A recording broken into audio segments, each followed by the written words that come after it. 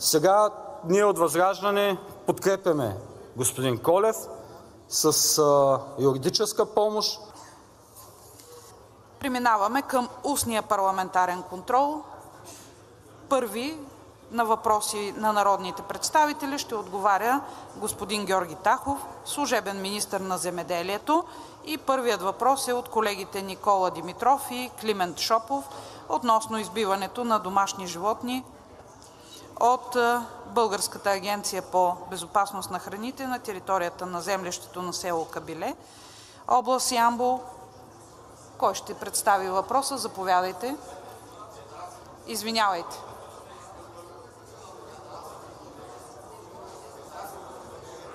Заповядайте. Декларация от името на парламентарна група.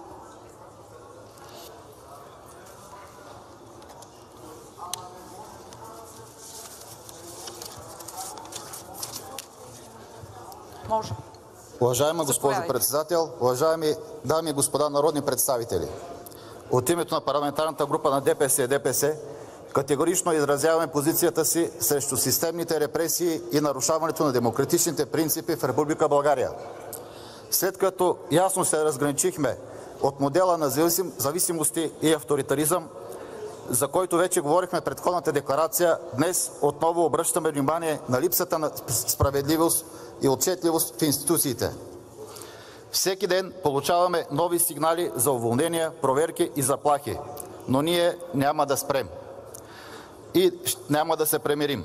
С мутренски подходи и репресии чрез държавни органи към неудобни опоненти не се гради държава и демокрация. Поведението ни като хора, получили доверието на избирателите, трябва да бъде държавническо, смисъл и отговорност към бъдещите поколения, а не с използване на силата, дадена ни от хората, да потискаме неудобните опоненти. Само немотивирано уволнените случаи в общините в област Кърджали са десетки случаи. Ето защо днес от тази трибуна ще изчетем имената на хората, които са станали жертва на този институционален произвол. Област Силистра. Сезгин Галип, директор на ДЛС Каракос, град Дулово, областен председател на ДПС област Силистра, освободен като директор на Каракос, град Дулово, без ясни причини. Тунджай Акив, общински съветник, ДПС Дулово, арестуван от полицията, жандармерията и отдел за борба с тероризъм, задържан за 24 часа със съмнение без заповед за арест и обискиран изцяло отгоре до долу цялата къща, всичките документи са иззети и някои допълнителни неща. Хюсеин Джарил, общински съветник в Общински съвет Дулово, който също е от ДПС, претърсен и обискиран на работното си място, а той работи като учител.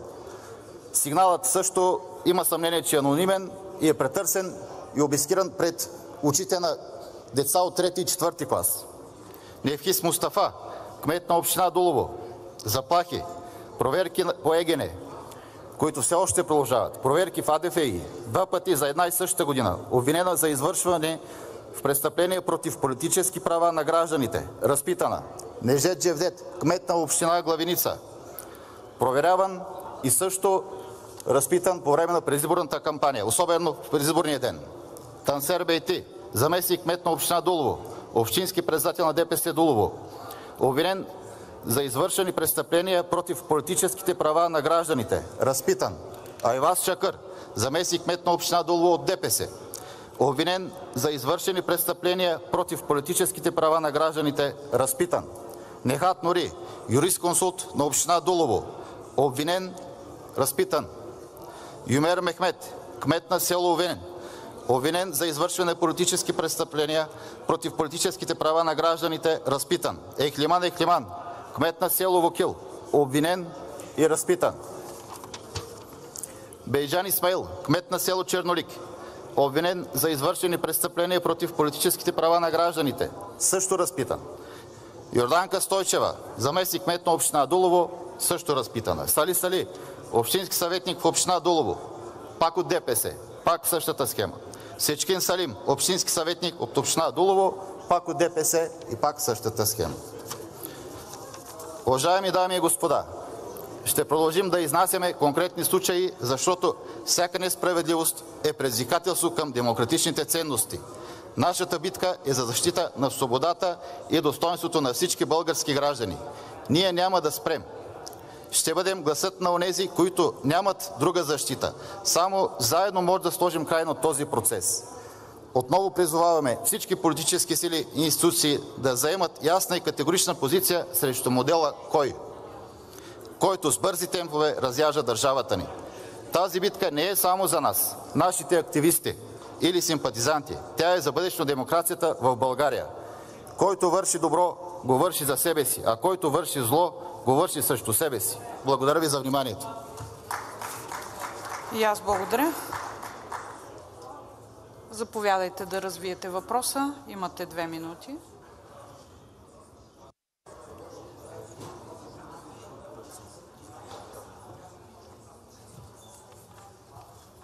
Благодаря, госпожо Председател. Уважаеми господин Министър, на 12 декември 2024 г. при Йордан Колев пристига проверка от Българска агенция по безопасност на храните. Те му съобщават, че трябва да регистрира овцете си и да им сложи ушни марки, в противен случай подлежи на парични санкции. На следващия ден обаче, на 13 декември, рано сутринта при него пристига ветеринарен екип, придружаван от органи на МВР, които без предупреждение, без направени изследвания върху животните и без прокурорска заповед започват да евтанизират овцете. Щетите са над 80 избити овце, повече от половината сред които бременни. Пострадалият не е обезщетен за загубата и обяснение не му е дадено, а единствените документи, които са му връчени, са тези от предходния ден, описващи обстоятелството, че е задължен да регистрира своите животни.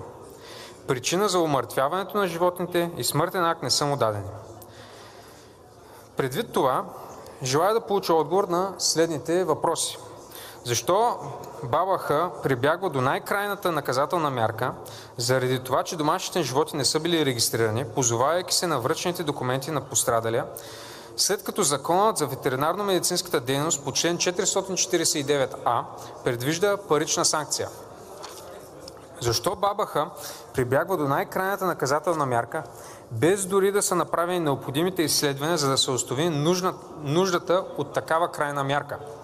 Какви мерки предвижда Министерството на земеделието, за да предотврати още подобни варварски деяния от страна на Българската агенция по безопасност на храните и да повиши доверието към себе си? Ще понесе ли своята отговорност служителят на БАБХ, подписал тази несправедлива заповед за умъртвяване на животните? Благодаря. И аз ви благодаря, господин Шопов. Господин Министър, заповядайте.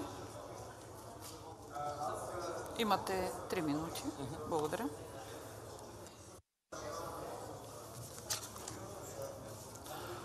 Благодаря ви. Уважаема госпожо Председател, дами и господа народни представители, уважаеми господин Димитров, уважаеми господин Шопов, след подаден сигнал от жителите на село Желев, Войвода, ветеринарни лекари от Областна дирекция на безопасност на храните Сливен и органи на МВР установиха животни с неизвестен произход.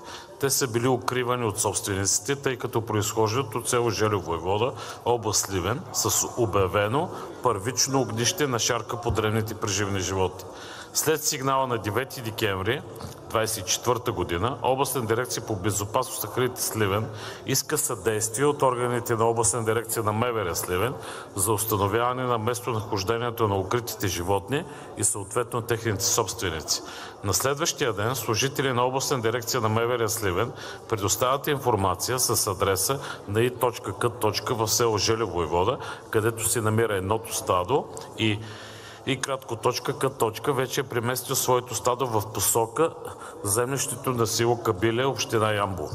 На 11 декември 2024 г. съвместно с екипи на Областна дирекция на МВР Сливен, инспектори от Областна дирекция по безопасност на храните Сливен посещават обект, който е регистриран. Собственикът оказва пълно съдействие, като е извършен и клиничен преглед на животните. При прегледа са установени видими признаци на заболяването шарка по дребни преживни животни и е наложен акт за възбрана. Незабавно са взети кръвни проби от животните за потвърждаване или отхвърляне на съмненията. Изследваните проби са положителни, въз основа на тях е издадена заповед за предприемане на необходимите мерки. На 12 декември съвместно с органите на МВР и екип на Областна дирекция по безопасност на храните Ямбол е установил местонахождението на лицето и КК, придвижвало незаконно 84 броя овце от село Желю, Войвода до землището на село Кабиля, област Ямбол. Те са неидентифицирани, без извършени мероприятия по Националната програма за профилактика, надзор, контрол и ликвидиране на болестите по животните, включително зоонозите в Република България, което представлява и нарушение на Закона за ветеринарно-медицинската дейност. Собственик отказва съдействие на контролните органи и не подписва разпореждането на директора на Областна дирекция по безопасност на храните Ямбол. Директора на областната дирекция издава разпореждане за изземване в полза на държавата и незабавно умъртвяване на място с цел недопускане разпространението на заболяването, тъй като животните представляват висок и безиотичен риск поради факта, че са преместени от констатирани от първично и вторично огнище на шарка по овцете. Труповете на умъртвените животни са предадени за обезвреждане в инсталация за инсиниране на странични животински продукти на 14 декември 2024 г. За същото има създадена и потвърдителна бележка от 14 декември и фактура от 17 декември. Съгласно заповед номер РД 11-3012 на 27 ноември 2024 г. е разпоредено на директорите на Областна дирекция по безопасност на храните Ямбол и Сливен да извършат проверка за нелегална търговия и придвижване на дребни преживни животни на територията на съответните области. Придвижването на животни от констатираните огнища на заболяване от категория А, каквато е шарката по овцете и козите, е абсолютно и категорично забранено в европейското законодателство на база делегиран регламент 2020-687, като в същия е предвидено умъртвяване на болни и контактни животни с произход в защитни зони около констатирани огнища. Благодаря ви за вниманието. И аз ви благодаря, господин Тахов. Малко надхвърлихте времето, но поради важността оставих да довършите. От името на задаващите въпроси имате право на реплика. Господин Димитров. Благодаря, госпожо председател. Господин министър, Вие ни изчетахте нещо, което ние сме чели по медиите много пъти. Искам да ви обърна внимание, че на двата случая, които споменахте сега, на и К. на Йордан Колев, тъй като не знам имената на първия случай. В първия случай Вие казахте, че са взети проби и пробите са положителни. Във втория случай обаче такива проби не са взети. Вие твърдите, че животните са изместени от карантинна зона. Кога са изместени обаче? Имате ли доказателства? Знаете ли кога са изместени тези животни? Защото това, което и ние съветвахме господин Колев, е да търси своите права в съда. Всички знаем, че вашата институцията БАБ, която вие в момента управлявате като министър, принципал сте на нея, знаем, че доверието в обществото към нея е някъде около нулата, даже малко под нулата. И то именно заради тези действия. Имаме два еднакви случая. В единия случай взимате проби, в другия случай директно умъртвявате животите без да вземете проби. Можехте да преминете към това да вземете проби, да карантинирате тези животни. Ако бъдат доказани, сега този въпрос нямаше да бъде задаван. Но вие, и не вие конкретно, а областната дирекция на БАБХ Ямбол са избрали лошия вариант. Сега ние от ВЪЗРАЖДАНЕ подкрепяме господин Колев с юридическа помощ. Надявам се да е поредния, който осъжда БАБ, защото това не е единствения случай. Знаете, и 2018 година бяха осъдени тази агенция. Моето семейство също е осъждало. Когато говорих с адвокати по този казус, адвоката ми каза, много е често да бъдете осъждани. И после вие казвате, няма доверие към нас. Няма как да има доверие към вас по този начин, когато работите. Просто нека аршина да бъде двоен. Вие знаете, вчера правихме изслушване по темата, приключвам, госпожо председател. Едно е, когато има огромно обществено недоверие към вас и има събрани хора като дни и период на действия на БАБ. Друго е, когато БАБ хванат един обикновен човечец, който се изкарва прехраната с двете си ръце и му избият животите, защото няма тълпи от хора и няма партии там. Благодаря. Благодаря ви, господин Димитров. Господин Министър, желаете ли дуплика? Заповядайте. Благодаря ви. Уважаема госпожо Председател, това, което искам да кажа, че загубата на доверие към БАБХ, Българска агенция за безопасност на храните и като цяло едва ли е от няколко месеца. Но тук колегите от БАБХ твърдят, че е имало абсолютно видими клинични признаци към тези животни. Да, могат да се възползват от съответното обжалване ощетените стопани и ние ще съдействаме, за което с всички наши действия. Това, което съм разпоредил през изпълнителния директор на Българска агенция за безопасност на храните, е да възложи пълна проверка по случая в ОДБХ Сливен и ОДБХ Ямбол.